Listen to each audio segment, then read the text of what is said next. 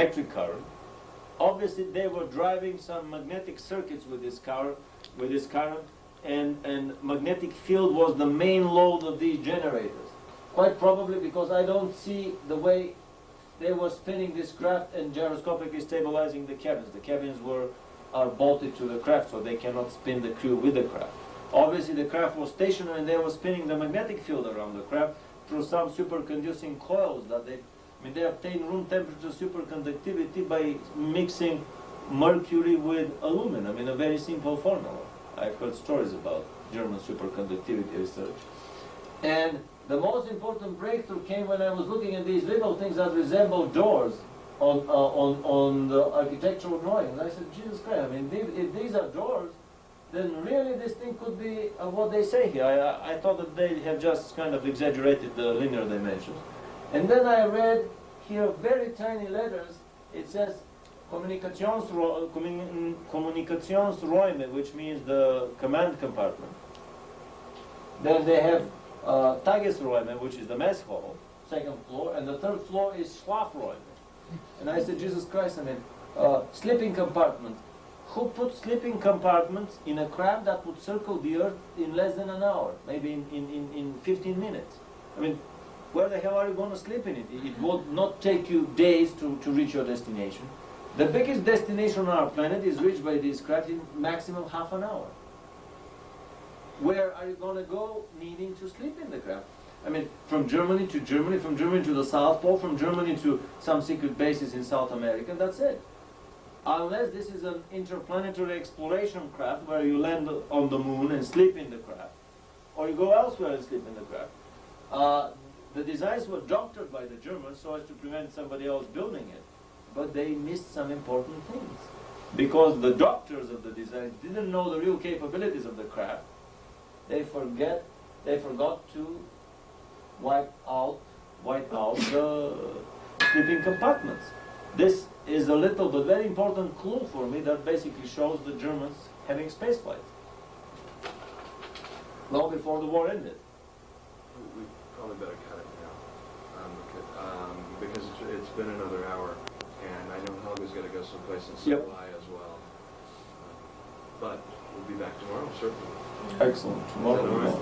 Yeah. Okay. I think that it looks like we're in sort of transition shot right here. So. Yeah. Excellent. Excellent.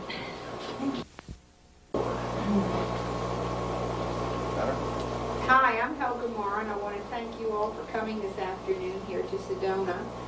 And I want to introduce a wonderful man, a good friend of ours.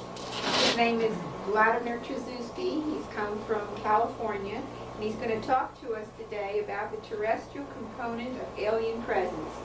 He's a very well-educated, erudite young man, and I'd like to have a big hand for him today.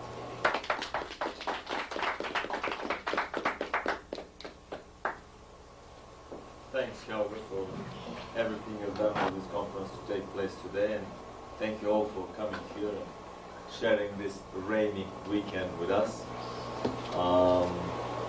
I think we will, among other things, we will make a very nice videotape here that will be soon available from the Shining Star Productions and from our American Academy of Discipline Sciences in Los Angeles, as are many other tapes. Over there in the corner you can find some tapes from Shining Star. Over here I have some of our tapes, but we will deal with that in the break. Yesterday we went in some length through my quote-quote discovery of anti-gravity through the anthropology of myth approach, basically through correlation of stories about anti-gravity from different times and different places.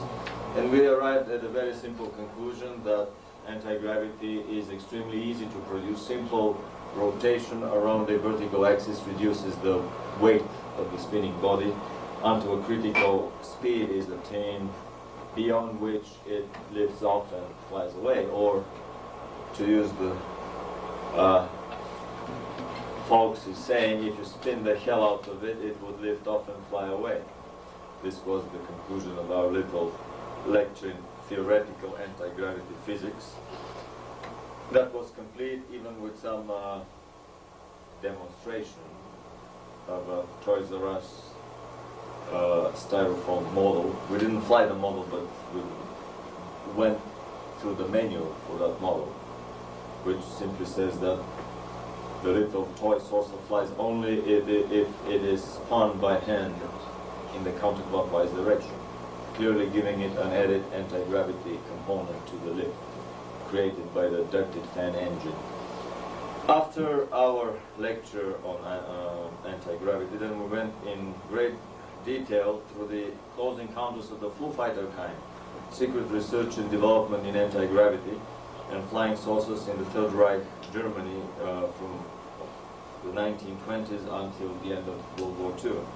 And today we would finish with that topic, and we would show detailed photographs of Nazi Germany's three-energy saucer dreadnoughts.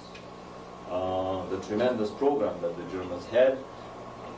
Secret program, which was not run from Peenemünde, it was run by the several secret branches of the SS and the War Department, and quite probably by the German secret societies, the Thule Society, the Brill, the Hugin, and many others, the Knights Templars, and so on. Most of these projects were privately owned, privately financed, as are the similar projects here in this country.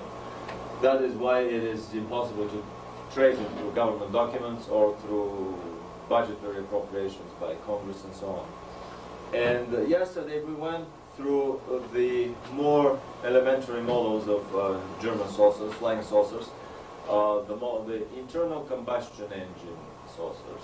These that were powered by piston engines with propellers that were spinning the craft. These that were powered by outboard and inboard turbojet engines. We talked at length about the custom-made donut-shaped turbojet engine for the Belonzo Mite Schriever disc, the first interceptor fighter disc that the Germans introduced in service. Renato Vesco, the Italian Werner von Braun, talks at length in his book Intercept But Don't Shoot about several dozen experimental attacks of German saucers, German foo fighters, manned and unmanned vehicles over enemy Allied bomber formations with devastating results. The saucers were doing 2, 3, 4 times the speed of the bombers. They were swooshing by at 1,000 to 2,000 kilometers an hour. The bombers were sitting ducks at about, I think, anywhere from 300 to 500 kilometers an hour for the saucers. Once these devices were tested, they were packed, crated, and shipped to a certain secret destination that we will talk about very soon. After the turbojet, in parallel to the turbojet craft, they developed craft powered by ramjets, by pulse jets, and rocket engines. And these rocket engine powered craft, same rocket engines as they used for the V2 rocket, probably same fuel. Alcohol produced from fermented mashed potatoes. I was laughing very heartily when I read that actually London was bombed with mashed potato power. The V2s were running on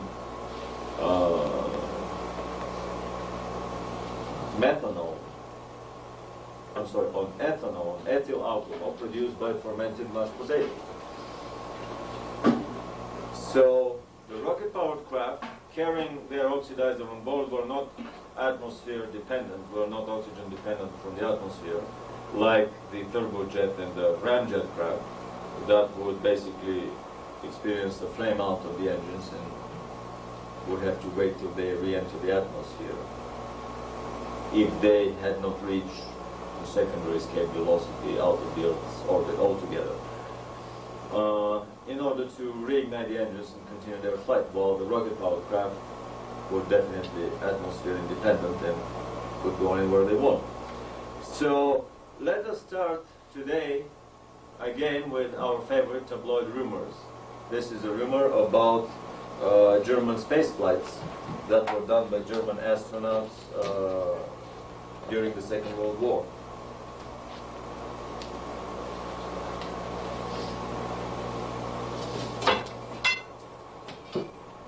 And if you can turn on the lights.